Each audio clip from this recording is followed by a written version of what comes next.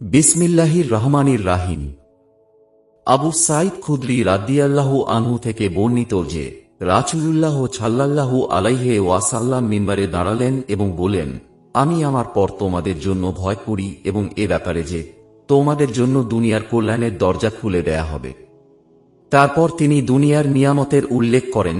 এতে তিনি প্রথমে একটি কথা বলেন, পরে দ্বিতীয়টির বর্ণনা করেন। এক ব্যক্তি দাঁড়িয়ে জিজ্ঞাসা করল, ইয়া রাসূলাল্লাহ, কল্যাণও কি অকল্যাণ বয়ে আনবে? রাসূলুল্লাহ সাল্লাল্লাহু আলাইহি ওয়াসাল্লাম নীরব রইলেন। আমরা বললাম, তাঁর উপর ওহী নাজিল হচ্ছে।